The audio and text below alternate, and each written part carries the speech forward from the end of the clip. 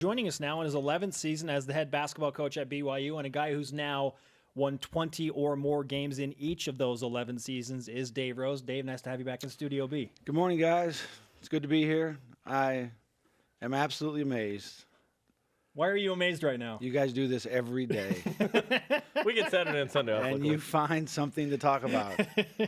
And I do know that the couple Twitter questions about the football season is to each his own.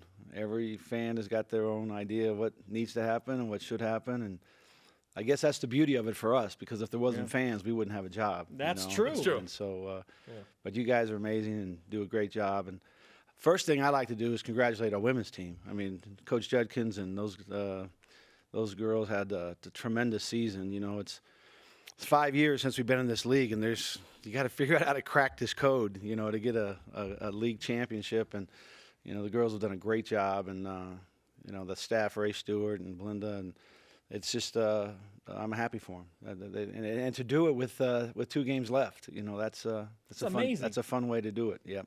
Dave Rose with us in Studio B, and you bring up the West Coast Conference, and depending on how things play out this week, BYU still has a shot to win at least a share of the conference championship. How are you feeling about that going into the final? Yeah, we're in the mix. It's good to be at the last weekend when things are really important, and you know, most seasons, what's really important late in the season to us is our opportunity to get an at-large berth into the NCAA tournament. And with this team, that doesn't seem to be a real option this year. And so hopefully we'll really you know, continue to play well and got a chance for a league championship. And then next weekend is huge. It's as big as any tournament we've ever played in. So hopefully we'll be able to perform really well. And luckily, you have 2 home games at the end. We talked a lot preseason with you about the schedule and whatnot, but you have 2 at home, Portland and Gonzaga. And it's a weird situation where you could be as low as the 3, 2, or even the 1. So what's the conversation like with your guys about what you can control? We really just talk about Portland right now. Last week it was all San Diego, which was interesting.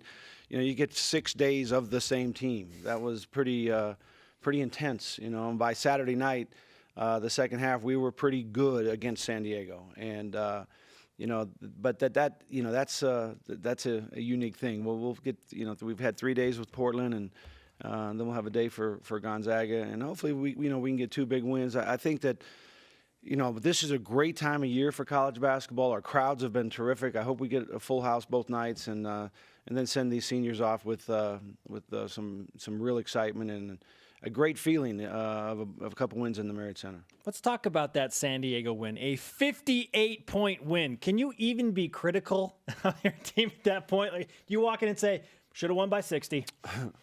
Well, there's a lot of things, you know, that we didn't do, you know, very well, and we you know, but the bottom line was that there was one of those nights where usually if it's a large you know, difference in the score, you kind of decide when you're going to put that second group in, and it's hard for all those guys. Those second team guys are all good players, and when you put them in with the starters, they have a chance to feel their way through. But when you have them all in there at the same time, all experiencing the same nerves and trying to, you know, run your stuff for the first time, because some of those guys haven't had very many minutes at all, and then that group increases the score 16 or 17 or 18 points. Then it turns into a game like that. And, you know, Davin Gwynn came in and hit 9 points in 8 minutes, and, you know, Jacob Hartsock hit 2 threes, and Jordan Chapman hit a 3. And, you know, all that is good for the future, not so much that night. You don't want the score to go like that. You know, you just don't, because it's this, you know, kind of in this business, what goes around comes around. You don't want that to happen to you. But what you do want is those guys to play, and you want them to get confidence, and you know you're going to rely on them at some time, and they're going to be guys that are going to have to make plays for you. So you want it to happen, and you know, I just felt for San Diego because they could not make a basket. It just could not go in, and some of those, we all have experienced those nights. Yeah, me every Monday night in the rec league in Pro League every night. But I've been impressed by the adaptation of your teams to be able to play better at the end of the season. What's that process like in a given season where you're one thing, but then you have to tweak that several times? Well, it is a long season. Okay, you think about when we started playing basketball here back in October, and Halloween was a long time ago, and So what I believe with our guys is that there's real high character guys, and the way that we kind of run our program is that we challenge them and we expect them, hold them accountable, but there's a real feeling of cohesiveness, which the one fellow wants to see on the football team. There you go. These guys get along together, and like I said before, the end of the season has always been really important for us to try to qualify for this NCAA tournament. This group here, we need to win these 2 games, see if we can get a piece of the league championship, and then see if we can go win a conference tournament championship and get into the NCAA tournament. And I know our guys they're together. We had a game a couple weeks ago where we got no help from our bench. That can't happen again. I think they understand it. We've experienced it. And we need them all. And hopefully that we'll all be ready to go. Next game up is Portland, a team that beat BYU in the Northwest earlier this season. How much does that first result factor into the motivation factor for your team facing them the second time around? I think every team's different, but this is the only team we haven't beat with this group in the league this year. So that's got to get their attention. We've been really good on Thursday nights, been really good. I think one thing, our biggest wins, the Gonzaga win at Gonzaga and the St. Mary's win at home, that next Saturday night, that next night was a tough out for us. And a lot of that, I think, has to do with depth and experience. And we've got these 8 guys that this is their first time through this. And I think that when you get to this point in the year that we're all second and third and fourth year guys because we've had enough experience, we've been through it all, and hopefully we can find a way to put 2 wins together this weekend. In 3 of the last 4, you've scored 90+. Have you turned a corner offensively somehow? Well, I think that Zach Sellius is starting to play a lot better. Zach is a big part of our offense. And when he got hit in that LMU game, and then he didn't play in the Pepperdine game, and then we didn't have him very strong for that next homestand. The guys still really played well together, but we didn't have that extra depth that we need. The styles of these teams that we played have helped us, but I just like the feel of our group right now. We're pretty determined. Nick Emery has gone through a really long season for a freshman that plays 30-plus minutes, and I think Nick has started to find his groove the second time through. I mean, sometimes you get where you play really well, and then you kind of hit a wall, and then you got to find yourself again.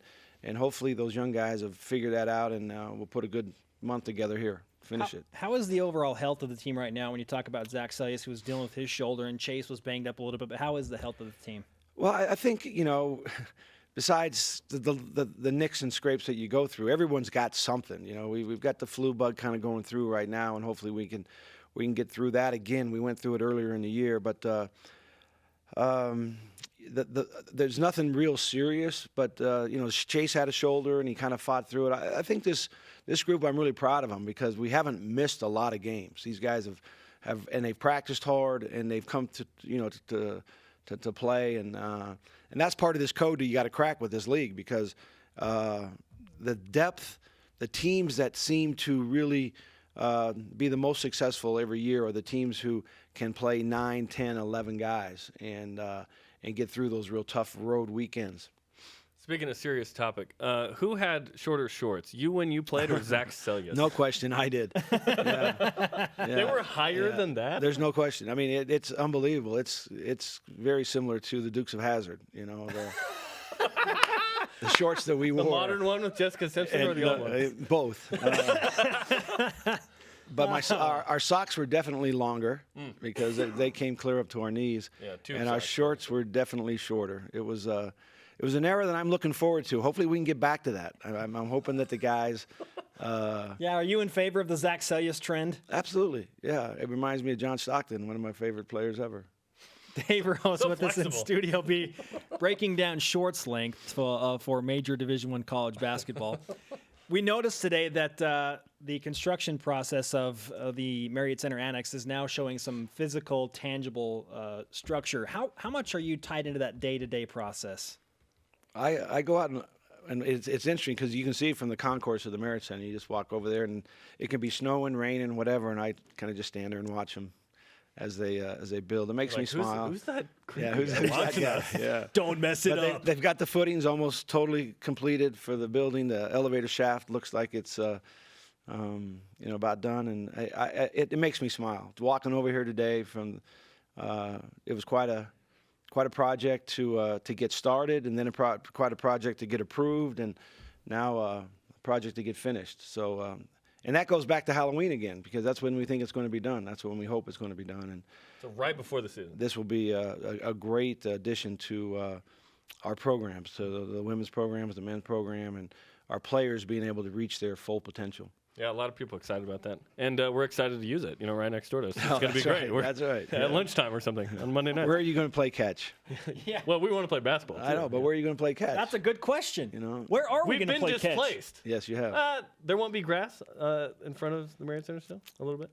No, I don't think so. I think it's a big patio area that walks up to the Hall of Fame entrance. This changes my opinion of this building. and there's a lot of glass out front too, so you won't be throwing balls around there. There's potential for some real danger. No one's giving us we call it Dave Rose's lawn. Yeah, where we play Dave right Rose's now. lawn is becoming Dave Rose's front patio. Yeah, that's Yeah, you're going to tell us to get off your lawn at some point. What did you think of Jimmer getting on the Knicks and then getting in the game the other day? That Jimmer thing is such an amazing phenomenon that's taking place in the NBA. I mean, he has got a following from his days here at BYU that I think makes the NBA kind of nervous. I mean, the coach doesn't like it when the fans start chanting, "We want somebody, we want somebody." And Kurt Rambis gave into it and put him in. The team was 2 for 17 from three, and then Jimmer shoots one and whack, it's in. So they're 3 for 18, and everybody's wondering, why don't you play the guy who makes them instead of all the guys who are missing them? But the bottom line is, this is, I think, really good for Jimmer's career. The fact that he got into D-League, scored a lot of points, was a D-League MVP, scored 35 points, and it's kind of resurrected the fact that this is a scoring guard. You put him in the game and he will score for you. It might not translate to the NBA, but it will translate somewhere in the world. And I'm happy for Jimmer. I'm happy that he got a chance to get a Knicks uniform on and get in Madison Square Garden, because that was his dream since he was a little kid growing up in Glens Falls. And so I think that I want it to really work out for he and Whitney. They're great people, and we'll just continue to follow his career. How much correspondence do you have with Jimmer? We send texts back and forth quite a bit, and then when he's in town, we always see each other. And I do some things for him at his events, and he comes and does some things for us at our events. He is one of the most selfless guys out there as a professional athlete. I mean, he'll arrange his schedule to help just about anybody when you call on him. Senior night, Saturday night, final 2 home games for 3 dudes in particular. What's kind of the legacy to you of Kyle Collinsworth, Chase Fisher, and Nate Austin? Well, I think of Kyle, and Kyle is kind of Kyle and Nate both. They signed and committed here when we were in a different league, so that's the kind of the end of that era. The everybody else has, they would have committed or signed, during the WCC era. So, but Kyle's the last guy in the program that's been to the Sweet 16. So we need to crank that back up and see if we can get back there and get these guys to experience that run. And then there's just so many teams that he's played on, and his individual success has been tremendous here. Nate has been a guy who has just fought every day. Every day he's had so many issues with injuries, but it never stopped him. Slowed him down a little bit, but never stopped him. And it was interesting the other night after the game in the press room when they told me that he set the record for the most fouls. He tied it. That's how he tied the record. got one more. We count down, by the way. Oh, I guarantee you that'll happen, okay? On Thursday? No, I don't know if it'll be Thursday, but he'll set the record. Yeah. But that's that tells a lot about the effort that Nate plays with, and a little bit about how selfless he is for his team, because sometimes guys will just get out of the way and not foul to keep themselves in a position where they can continue to play. And Nate's a guy that wants to make sure that things are done right, and if he's a little late, he'll still try to get it done, and sometimes that creates a foul. Chase's situation is amazing to me, what he's done since he's come. I mean, he's going to be one of a few guys who have scored 1,000 points in 2 years. I think maybe there's only 2 or 3 guys that have done that. And he's been a part of 3 teams that have been, really successful teams. And he came from a program where that's why he wanted to come to BYU, is he wanted to win.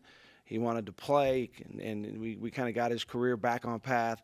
And he has been a really fun and entertaining guy to have around. We're really going to miss Chase because he's active every day, not only on the floor but in the locker room and Verbally. yeah, and those and our guys love him. He's one of those guys that's easy to get along with. Dave, great to have you in Studio B. Let's go ahead and give you the BYU Sports Nation karma for Thursday against Portland. We need it. Knock off that the only team in the West Coast Conference that BYU has not beaten this year. Yep, hopefully we can get it done.